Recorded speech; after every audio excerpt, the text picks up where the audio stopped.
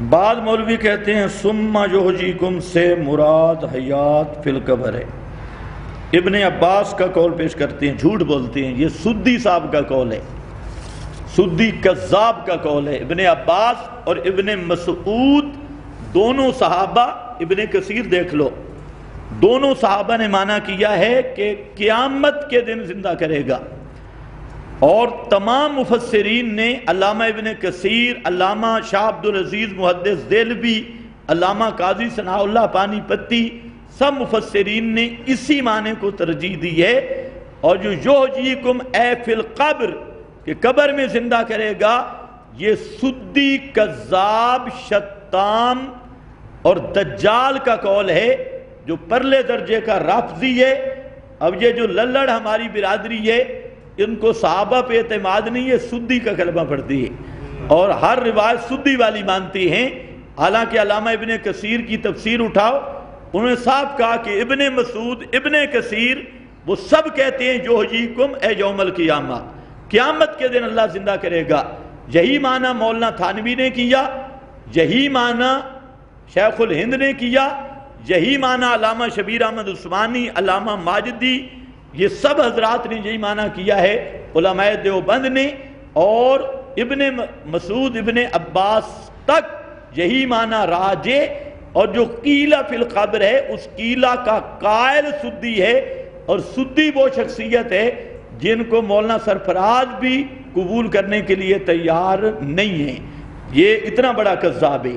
تو اب آپ کی مرضی ہے، اور اگر قیلہ فی القبر کا ہونا تو قرآن کی سینکڑوں نصوص کا بھی انکار ہوگا۔ انکم بعد ذالک لمیتون ثم انکم یوم القیامت تبعثون کا کیا معنی ہوگا؟ ربنا امتنا سنتین واحییتنا سنتین کا کیا معنی ہوگا؟ تو دوسری نصوص کے بھی صریح معارض ہے۔ اور سدی نے بھی یہ معنی اس لیے کیا کہ جو شیعہ کا عقیدہ ہے نا رجعت، کہ قیامت سے پہلے ایک دفعہ آل رسول اور اعدائے آل رسول وہ زندہ ہوں گے، انہوں نے اس راہ کو ہموار کرنے کے لیے معنی کیا۔ اس لیے شاہ عبد العزیز نے، قاضی ثناء اللہ پانی پتی نے، ابن کثیر نے زبردست رد کیا، اور علامہ شاہ عبد العزیز نے تو فرمایا کہ یہ معنی عقل کے بھی خلاف ہے، قرآن کے بھی خلاف ہے، یہ کہنا یحییکم فی القبر۔ کیا یہ حدیث بخاری میں ہے کہ آپ کو نبوت پر شک تھا، آپ نے کئی بار جو کوشش کی؟ جی بالکل، بخاری میں موجود ہے کہ ابتدا وحی میں نبی کریم صلی اللہ علیہ وسلم کئی مرتبہ پہاڑ پہ چڑھے، اور اس طرح کی روایت موجود ہے، لیکن ہے تعلیق بخاری، تعلیق بخاری ہے بخاری میں۔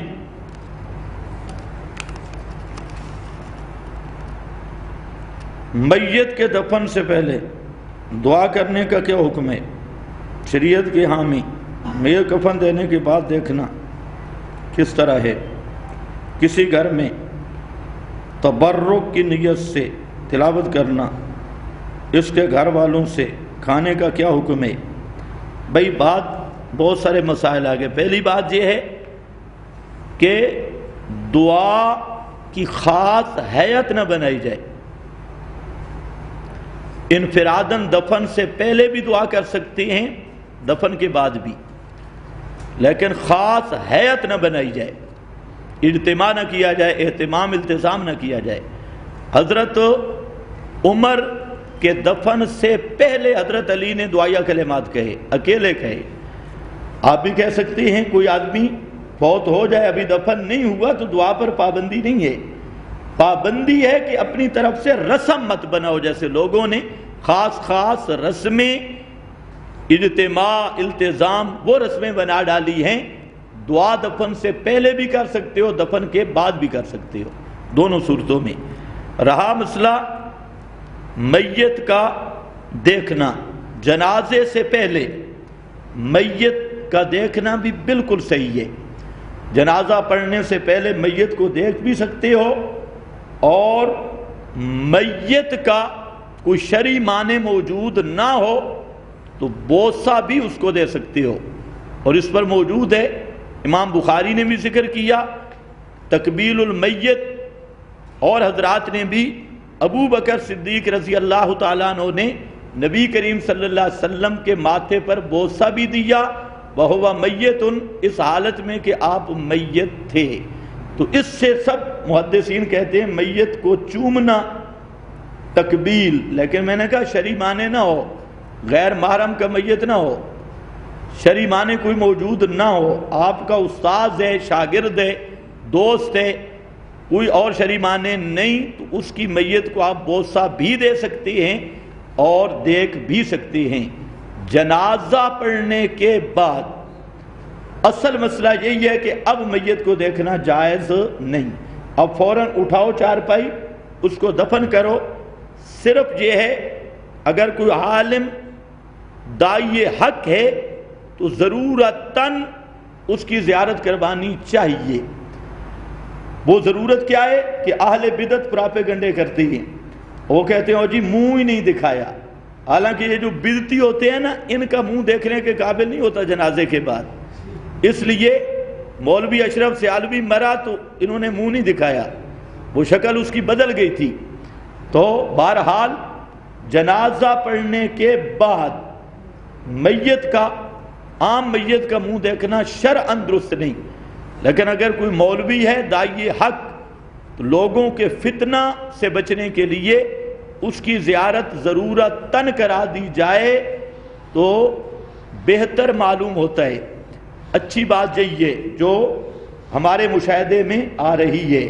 اس کے بعد اہل حق کو بدنام کرنے یا فتنہ برپا کرنے کا امکان ہوتا ہے۔ حضرت شیخ القرآن رحمۃ اللہ علیہ، مولانا غلام اللہ خان رحمۃ اللہ تعالی علیہ، یہ عمرے پہ گئے، واپسی میں دبئی کے اندر سٹیج پر ان کو دورہ لگا دل کا اور قرآن پڑھتے ہوئے وفات پائی۔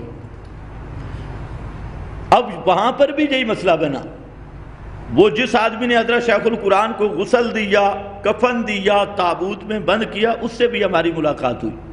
حضرت شیخ القرآن رحمۃ اللہ علیہ قرآن پاک پڑھتے ہوئے فوت ہوئے۔ تو اب مسئلہ یہی بنا کہ تابوت میں جب رکھ دیا گیا، جب پاکستان اترے تو حضرت شمس المحدثین قاضی شمس الدین رحمۃ اللہ علیہ اور بعض علماء نے یہ کہا کہ اب شرعاً چہرہ دیکھنا درست نہیں ہے۔ یہ کھڑے ہو گئے، اب تابوت نہیں کھولنا، تو اس پر اہل بدعت نے آج تک بکواس بازی شروع کی، شیخ القرآن کا چہرہ بگڑ گیا تھا، فلاں ہو گیا تھا، فلاں ہو گیا تھا۔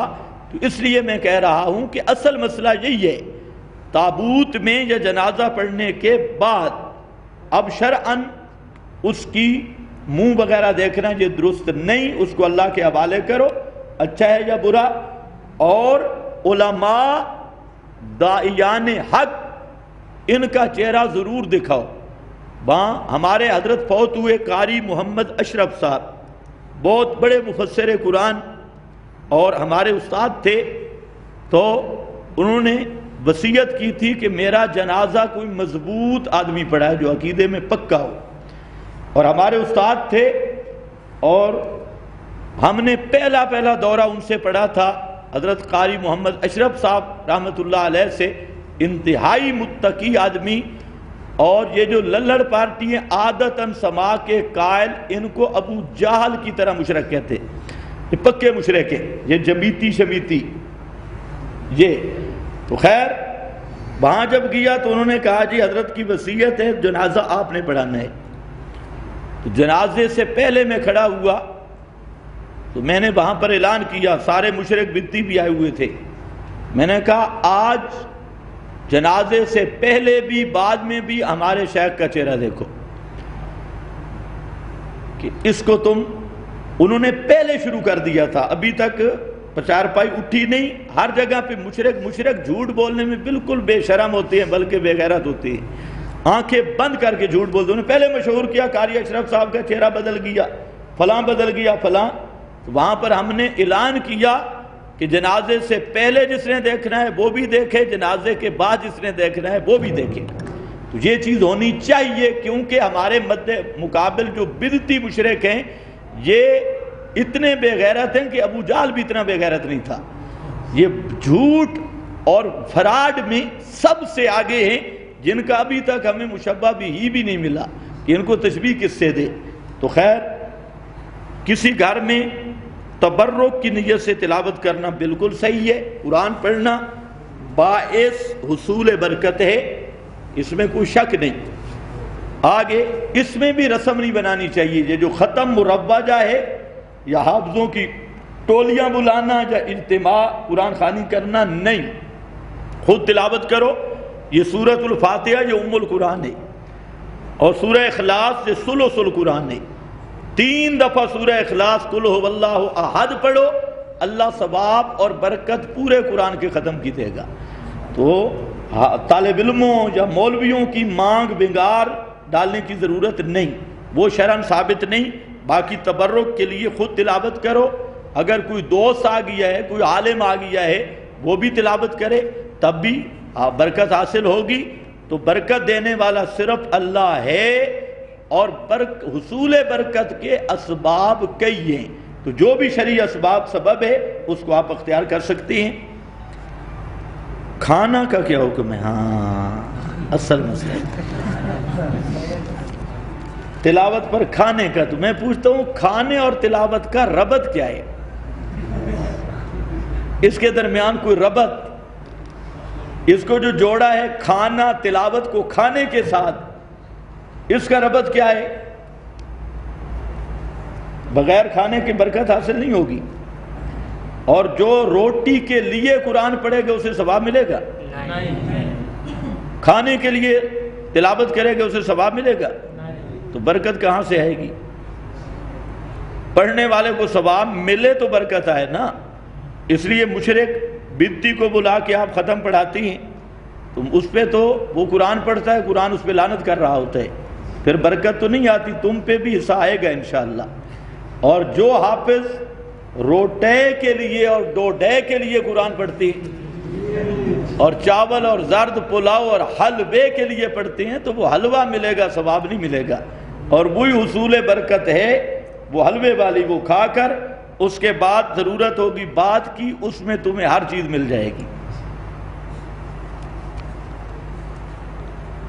اب کوئی امیر المومنین ہے،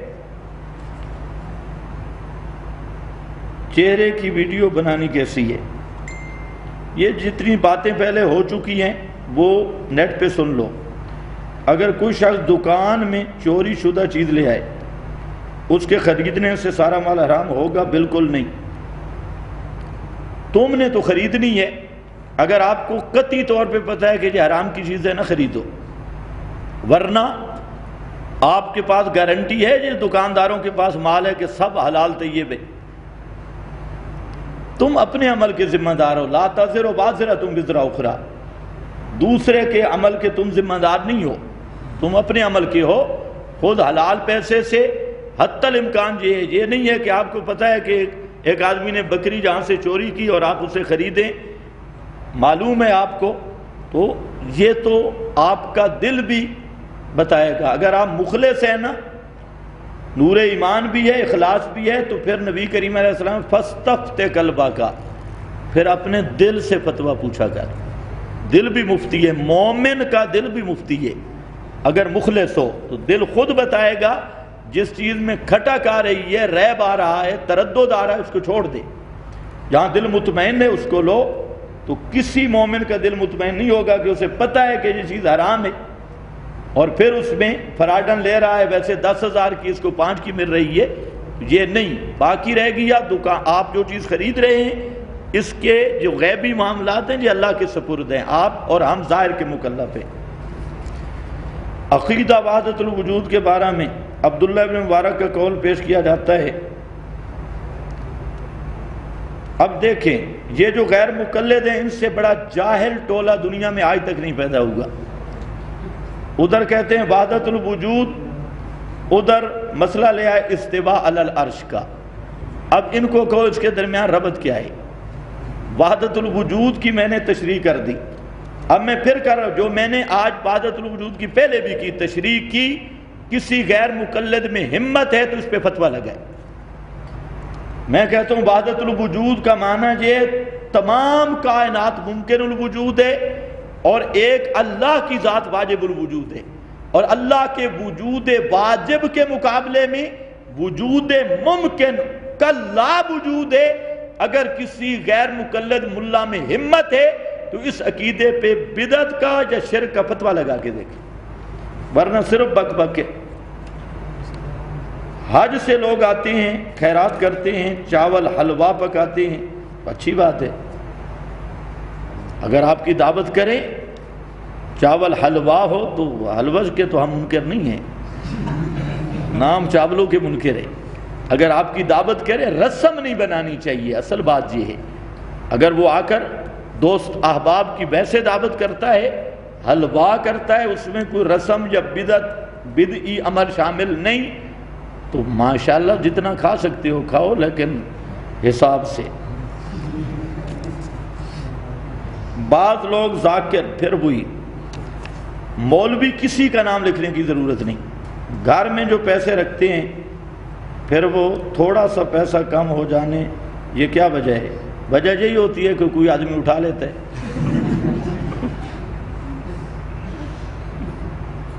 اب ہم کسی پر الزام تو نہیں لگا سکتے، پیسے گھر میں رکھیں، جب کم ہوئے تو معلوم ہوتا ہے کسی نے اٹھائے۔ باقی جو آپ کے ذہن میں ہے جنات اٹھاتے ہیں، جن اتنے بے غیرت نہیں ہیں۔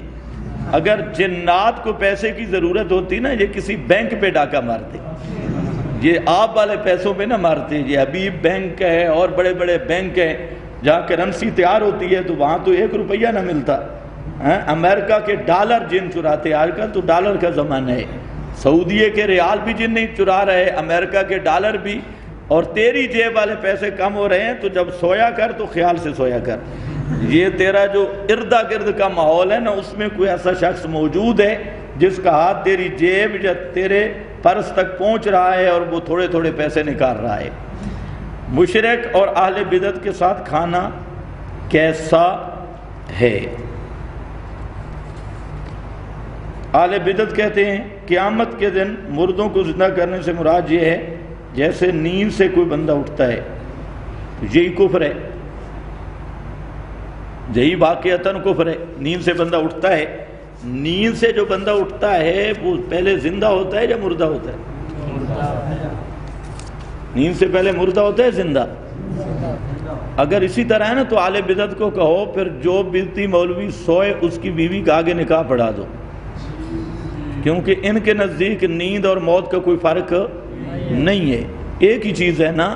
تو جو بدعتی مولوی سو جائے شیخ الحدیث، اس کی بیوی کا آگے نکاح پڑھا دو، کیونکہ موت سے نکاح ٹوٹتا ہے، نیند موت ایک چیز ہے تو نیند سے بھی ٹوٹنا چاہیے،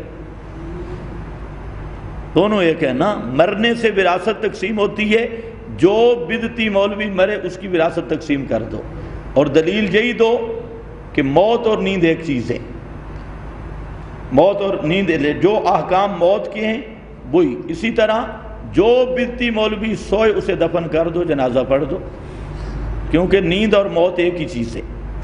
تو اب چند مولویوں کی بیویاں بھی گئی، زمین بھی گئی، تو انشاءاللہ مسئلہ سمجھ آ جائے گا۔ باقی قرآن پاک نے وہ فرمایا کذالک یحیی الموتیٰ نحیی الموتیٰ، اللہ قیامت کے دن مردوں کو زندہ کرے گا۔ یہ قرآن نے نہیں کہا کہ سوئے ہوئوں کو بیدار کرے گا، تو قرآن نے یبعث من فی القبور نحیی الموتیٰ یحیی الموتیٰ، قیامت کے دن مردوں کو زندہ کرے گا، اور قیامت کا نام بھی ہے یوم البعث۔ اس کا معنی دیکھ لینا، یہ دن ہے جی اٹھنے کا۔ اور اہل بدعت کی سب سے بڑی گمراہی یہ ہے کہ وہ موت کو زندگی پہ قیاس کریں گے، زندگی کو موت پہ قیاس کریں گے، تو جب مردہ کو زندہ پر قیاس کریں گے، اس جہان کو اس جہان پہ قیاس کریں گے، برزخ کو دنیا پہ، دنیا کو برزخ پہ قیاس کریں گے، تو وہ کبھی بھی راہ راست پہ نہیں آ سکتے۔ قیامت کے دن مردوں کے زندہ کرنے کا دن ہے، قیامت نام اس چیز کا ہے۔ تو اب یہ کہتے ہیں جی مردے ہیں ہی نہیں، سوئے ہوئے ہیں، تو سوئے ہوئے اگر مردہ اور سویا ہوا برابر ہیں، اس بات کو ذرا ذہن میں رکھ لو، تو پھر احکام میں بھی برابر ہونا چاہیے، یا تو یہ بتی سوئے اس کی بیوی آگے نکاح کر جائے، یا جو بتی مرے اس کی بیوی بھی پابند رہے۔ تو احکام وہ نہیں مانتے اور صرف بک بک کرنے کے عادی ہیں۔ بس وآخر دعوانا الحمدللہ۔